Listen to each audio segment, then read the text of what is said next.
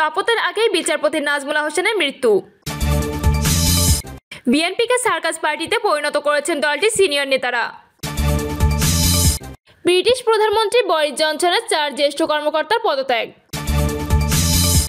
দেশজুড়ে বৃষ্টিতে বাড়ছে শীত, জনজীবন বিপর্যস্ত। এবং সর্বশেষ জানাবো, দুর্নীতি বন্ধ করতে না পারলে কোনো সফলতা আসবে না, ওবায়দুল কাদের। শিরোনাম শুনলেন, এবার বিস্তারিত। তবে তার আগে অনুরোধ থাকবে সাবস্ক্রাইব করে বেল বাটনটি ক্লিক করুন। শপথের আগে বিচারপতি নাজমুল হোসেনের মৃত্যু। শপথ গ্রহণের আগেই মারা গেলেন আপিল বিভাগের সদ্য নিয়োগ পাওয়া বিচারপতি FRM নাজমুল হোসেন। সুপ্রিম কোর্টের মুখপাত্র ও স্পেশাল অফিসার মোহাম্মদ সাইফুর রহমান বিষয়টি নিশ্চিত করে জানান, সম্প্রতি করোনা আক্রান্ত হয়েছিলেন বিচারপতি FRM নাজমুল হোসেন। চিকিৎসার জন্য বঙ্গবন্ধু শেখ মুজিব মেডিকেল বিশ্ববিদ্যালয়ে ভর্তি হয়েছিলেন। সেখানে চিকিৎসাধীন অবস্থায় মারা যান তিনি। গত 8 জানুয়ারি হাইকোর্ট বিভাগের এ বিচারপতিকে আপিল বিভাগের বিচারপতি হিসেবে নিযুক্ত করেন রাষ্ট্রপতি। 9 জানুয়ারি তার সঙ্গে নিয়োগ পাওয়া অপর বিচারপতি শপথ নেন। প্রধান বিচারপতি তাদের শপথ বাক্য পাঠ করান। কিন্তু করোনা আক্রান্ত হওয়ার কারণে ওই দিন FRM নাজমুল হোসেন শপথ নিতে পারেননি। 9 জানুয়ারি আপিল বিভাগের এজলাস কক্ষে নতুন বিচারপতিদের সংবর্ধনা অনুষ্ঠানে প্রধান বিচারপতি হাসান ফয়েজ সিদ্দিকী জানিয়েছিলেন, বিচারপতি FRM নাজমুল হোসেন করোনা আক্রান্ত হয়ে CCUতে চিকিৎসাধীন আছেন। তার সঙ্গে আমি কথা বলেছি, তিনি সুস্থ হলে শপথ নেবেন। এদিকে বিচারপতি FRM নাজমুল হোসেনের মৃত্যুতে গভীর শোক প্রকাশ করেছেন প্রধান বিচারপতি হাসান ফয়েজ সিদ্দিকী। এক শোক বার্তায় তিনি মরহুমের বিদায়ী আত্মার মাগরিফাত কামনা এবং শোক সন্তপ্ত পরিবারের গভীর সমবেদনা জ্ঞাপন করেন। বিএনপিকে সার্কাস পার্টিতে পরিণত করেছেন দলটির সিনিয়র নেতারা। এতিমদের টাকা আত্মসাতের দায়ে দণ্ডিত দলীয় চেয়ারপারসন খালেদা জিয়াকে জোরপূর্বক মুক্ত করতে সারা দেশে ভাঙচুর ও জ্বালাও পোড়াও আন্দোলন করে বিএনপি। সেই আন্দোলন ব্যর্থ হওয়ার পর করোনা পরিস্থিতি বিবেচনায় নির্বাহী আদেশে খালেদার সাজা সাময়িক স্থগিত করে সরকার। তবে বারবার আন্দোলনের হুঙ্কার শেষে ফের গর্তে লুকানোয় বিএনপিকে ফের সার্কাস পার্টিতে পরিণত করেছেন দলটির সিনিয়র নেতারা। জানা গেছে, 2016 সালের আগস্ট মাসে বিএনপি নেত্রী সৈয়দা আসিফা আশরাফি পাপিয়া এক ফেসবুক স্ট্যাটাসে লিখেছিলেন, সৎযোগ্য, পরীক্ষিত, ইমানদার, বিশ্বস্ত ও দেশপ্রেমিক নেতৃত্বের শূন্যতা আজ বাংলাদেশ জাতীয়তাবাদী দলকে সার্কাস পার্টিতে পরিণত করেছে। দলটির কেন্দ্রীয় নেতাদের বেসামাল রাজনীতির ওপর ক্ষিপ্ত হয়ে পাপিয়া কথাগুলো লিখেছিলেন। তার কথা প্রমাণিত হয়েছে বিএনপির মহাসচিব মির্জা ফখরুল ইসলাম আলমগীর ও দলটির সিনিয়র যুগ্ম মহাসচিব রুহুল কবির রিজভী সহ অন্যান্য সিনিয়র নেতাদের ধারাবাহিক বেসামাল রাজনীতির চর্চায়। বিএনপি নির্ভরযোগ্য সূত্র জানায়, রাজপথ বাদ দিয়ে নয়াপল্টন কেন্দ্রীয় ঘরোয়া রাজনীতি, দীর্ঘদিন ধরে আন্দোলনের নামে নেতাকর্মীদের সঙ্গে প্রতারণা, মনোনয়ন বাণিজ্য, পদ বাণিজ্য এবং ভারসাম্যহীন রাজনীতির জন্য বিএনপি চরম সংকটে পড়েছে। দলটিকে সংকটে ফেলার পিছনে স্থায়ী কমিটির প্রত্যেক সদস্যের হাত রয়েছে। এসব কেন্দ্রীয় নেতাদের কারণে বিএনপি দেশবাসীর কাছে হাসির পাত্রে পরিণত হয়েছে। এখন বিএনপির নাম শুনলে মানুষ অবজ্ঞার হাসি হাসে। সূত্র আরও জানায়, বিএনপির রাজনীতির বড় ভুল ছিল 21 আগস্ট গ্রেনেড হামলা। এ হামলায় সরাসরি সম্পৃক্ত ছিলেন তারেক রহমান। বিষয়টি সম্পর্কে পুরোপুরি অবগত ছিলেন বিএনপির চেয়ারপারসন ও তৎকালীন প্রধানমন্ত্রী খালেদা জিয়া। এমন নানা ঘৃণ্য কর্মকাণ্ডের কারণে রাজনীতি থেকে ছিটকে পড়েন খালেদা জিয়া ও তারেক রহমান। বিএনপির একজন নেতা বলেন, বিভিন্ন ইস্যুতে নেতিবাচক কার্যকলাপের কারণে বিএনপি জনবিচ্ছিন্ন হয়ে পড়েছে।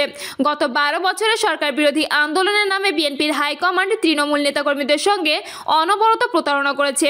ঈদের পর আন্দোলনের মতো বারবার হাস্যকর ঘোষণায় নেতাকর্মী ও দেশবাসীর কাছে হাসির খোরাকে পরিণত হয়েছে বিএনপি। তিনি আরও বলেন, বিভিন্ন সময় পরীক্ষিত নেতাদের উপেক্ষা করে হাইব্রিড ও বিত্তশালীদের মনোনয়ন দেওয়া, নির্বাচনকালীন দলীয় সংঘাত, তৃণমূল কর্মীদের সঙ্গে রাজনৈতিক প্রতারণা, দল গোছানোর ব্যর্থতার জন্য বিএনপি হাসির খোরাকে পরিণত হয়েছে। অনেকে বিএনপিকে রাজনৈতিক দলের পরিবর্তে সার্কাস পার্টি বলেও অবজ্ঞা করে। আর সেটি শুরু করেছিলেন আমাদের অন্যতম নেত্রী সৈয়দা আসিফা আশরাফি পাপিয়া। কেন্দ্রীয় নেতাদের উপর ভরসা নেই উল্লেখ করে ঢাকা উত্তর বিএনপির এ নেতা বলেন, মির্জা ফখরুলরা এখন নামমাত্র রাজনীতি করেন। তাদের অবস্থান ধরে রাখতে স্বল্প শিক্ষিত ও অর্ধশিক্ষিত নেতা বানিয়েছেন। এসব হাইব্রিড নেতারা বারবারই ভুল পথে পরিচালিত হচ্ছে। অপকর্ম, দুর্নীতি, অর্থ পাচার, জনগণ ও নেতাকর্মীদের সঙ্গে প্রতারণা করতে গিয়ে নিজেরা হাসির পাত্রে পরিণত করেছেন। এসব কারণে বিএনপির ত্যাগী নেতারা জনগণের কাছে মুখ দেখাতে লজ্জা পান। রাজনৈতিক বিশ্লেষকরা বলেন, বিএনপি কয়েকবার রাষ্ট্র ক্ষমতায় আসীন হয়ে দেশ পরিচালনা করেছে। ছড়িয়ে ছিটিয়ে থাকা আমলা ও প্রভাবশালীদের নিয়ে গড়া দলটি দেশ পরিচালনায় সফলতার চেয়ে ব্যর্থতায় পরিচয় দিয়েছে। এখনকার বিএনপির স্থায়ী কমিটির নেতাদের নির্বুদ্ধিতা দেখে দলটির অন্যান্য নেতারা হাসেন। কেউ বা দলকে সার্কাস পার্টির তকমাও দেন। নেতাদের নির্বুদ্ধিতা সেই তকমা এখনো বজায় আছে। যারা বিএনপিকে সমর্থন করেন বা ভালোবাসেন তাদের জন্য সার্কাস পার্টির তকমাটি খুবই দুঃখজনক। ব্রিটিশ প্রধানমন্ত্রী বরিস জনসনের 4 জ্যেষ্ঠ কর্মকর্তার পদত্যাগ। ব্রিটিশ প্রধানমন্ত্রী বরিস জনসনের ওপর ক্রমবর্ধমান চাপের মধ্যে তার 4 জন জ্যেষ্ঠ সহকারী কয়েক ঘন্টার মধ্যে পদত্যাগ করেছেন। বিবিসির প্রতিবেদনে বলা হয়েছে, ডাউনিং স্ট্রিটে করোনা লকডাউনের বিধি ভেঙে পার্টি আয়োজনের দায়ে চাপের মুখে থাকায় ও বরিসের অতিরিক্ত কথা বলার স্বভাবের কারণে কর্মকর্তা পদত্যাগ করেছে। এই পদত্যাগ প্রসঙ্গে ডয়েল বলছেন, সাম্প্রতিক কয়েক সপ্তাহ তার জীবনের জন্য কঠিন সময়, তবে তিনি সবসময় 2 বছর পর এ পদ ছেড়ে চলে যেতে চেয়েছিলেন। এদিকে রোজেনফিল্ডের পদত্যাগ প্রসঙ্গে বরিসের কার্যালয় 10 ডাউনিং স্ট্রিটের এক কর্মকর্তা বলেন, বৃহস্পতিবার সকালে তিনি পদত্যাগপত্র প্রধানমন্ত্রীর কাছে দিয়েছেন, তবে এ পদে অন্য কেউ যুক্ত না হওয়া পর্যন্ত তিনি দায়িত্ব পালন করবেন। বরিসের প্রধান ব্যক্তিগত সচিবের দায়িত্ব পালন করেছেন মার্টিন রেনল্ডস। তার ক্ষেত্রেও এক ধরনের পদক্ষেপ নেওয়া হবে, তবে এ পদের দায়িত্ব ছাড়ার পর তিনি আগের দায়িত্বে ফরেন অফিসে ফিরতে পারবেন। এছাড়া প্রধানমন্ত্রী বরিস দেশটির বিরোধী দলের নেতা কেইর স্টারমার সম্পর্কে মিথ্যা অভিযোগ তোলায় পদত্যাগ করেছেন মুনিরা মির্জা। বরিসের সহযোগীদের পদত্যাগের ঘোষণা আসার পর বিরোধী দল লেবার পার্টির উপনেতা অ্যাঞ্জেলা রেনার এ নিয়ে কথা বলেছেন। তিনি বলেন, বরিসের শীর্ষ উপদেষ্টা ও সহযোগীরা পদত্যাগ করছেন। এটা চূড়ান্ত সময় নিজেকে আয়নায় দেখার। বরিস নিজেই সমস্যা কিনা সেটা বিবেচনার সময় এসেছে বলেও মন্তব্য করেন তিনি। দেশজুড়ে বৃষ্টিতে বাড়ছে শীত, জনজীবন বিপর্যস্ত। মাঘের শেষে এসে দেশজুড়ে শুরু হয়েছে বৃষ্টি। ভর দুপুরে দেখা মেলেনি রোদের। কনকনে হিমেল হাওয়ার সঙ্গে বৃষ্টিতে জুবুথুবু উত্তরাঞ্চল। সীমাহীন দুর্ভোগে পড়েছে দরিদ্র ছিন্নমূল ও শ্রমজীবীরা। রাজধানী ঢাকার আকাশও ছেয়ে আছে মেঘে, পড়ছে গুড়ি গুড়ি বৃষ্টি। এমন অবস্থায় দেশের হাসপাতালগুলোতে বাড়ছে ঠান্ডাজনিত রোগী। এদিকে দেশের কিছু কিছু স্থানে অস্থায়ীভাবে দমকা অথবা ঝোড়ো হাওয়া সহ হালকা থেকে মাঝারি বৃষ্টি অথবা বজ্রসহ বৃষ্টির পূর্বাভাস দিয়েছে আবহাওয়া অধিদপ্তর। আজ ভোররাত থেকে বৃষ্টি হওয়ায় জয়পুরহাটে বেড়েছে শীতের তীব্রতা। দিনাজপুরে গতকাল মধ্যরাত থেকে শুরু হয়েছে বৃষ্টি। এ জেলায় 7 মিলিমিটার বৃষ্টিপাত হয়েছে। এর আগে কয়েকদিন শীতের তীব্রতা কিছুটা কম থাকলেও বৃষ্টির কারণে তা বেড়েছে। বগুড়ায় বৃহস্পতিবার দিবাগত রাত 3:15 থেকে হালকা বৃষ্টিপাত শুরু হয়। আজ সকাল থেকে দুপুর পর্যন্ত 23.4 মিলিমিটার বৃষ্টিপাত রেকর্ড করেছে রাজশাহী আবহাওয়া পর্যবেক্ষণাগার। আজ সকাল থেকে দুপুর পর্যন্ত 23.4 মিলিমিটার বৃষ্টিপাত রেকর্ড করেছে রাজশাহী আবহাওয়া পর্যবেক্ষণাগার।